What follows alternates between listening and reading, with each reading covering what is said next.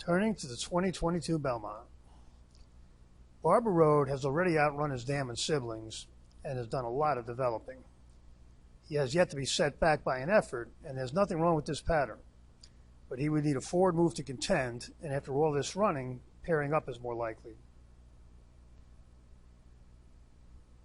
Creative Minister didn't race at 2, quickly worked his way down to a big top on Derby Day, then backed up a little on 2 weeks rest at the Preakness. He will be making his third start in 5 weeks in the Belmont, coming off 2 big efforts, and that generally does not work out so good for anyone not named Bob Baffert. We do not think this one will run well. Golden Glider is another that has far outrun his dam and siblings, and he has a flat pattern of a grass horse.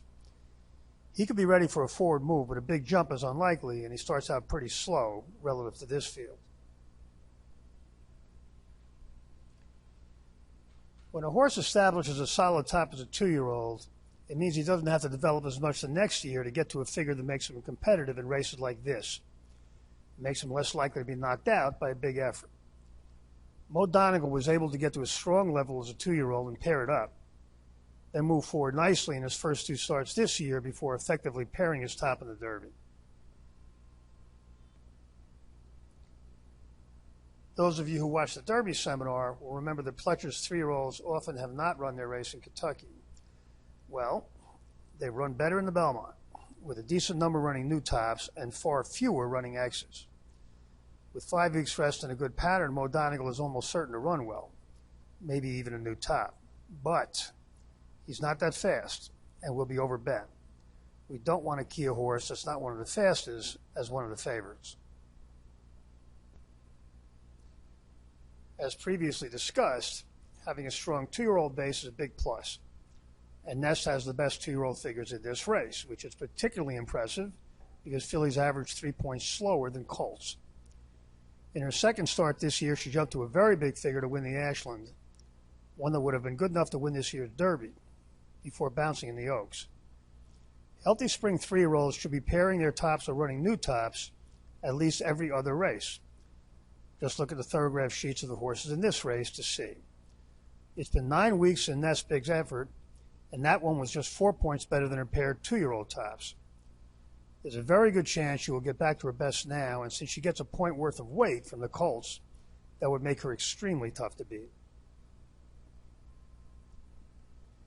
Rich Strike is out of a very fast mare, and it jumped out of his skin when he got back on dirt in the Derby. We can't love him off a 7.5 point new top, but it's worth noting that both Giacomo and Mind That Bird paired up after their jump up Derby efforts, even though both lost. And that could happen here too.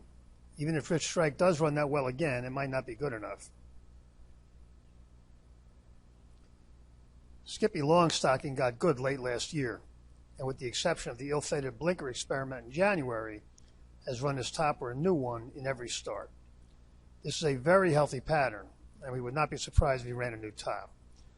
But like Barber Road and Mo Donegal, he needs to make up a few lengths to contend seriously. The toughest call in this year's Belmont is We the People, in part because he, like Creative Minister, did not run at 2. After a big one in his second start, he bounced, then with 6 weeks rest, ran even bigger. He looks like lone speed here, and if he can run that well again, he will take a lot of beating. But We the People has had to come a long way in just a short period of time, and there's a good chance it took something out of him. The bottom line in the Belmont is that Nestl is a clear choice for us, and it's easy enough to save under We the People. We're also interested in playing against Creative Minister in tries and supers. He'll be on a lot of tickets.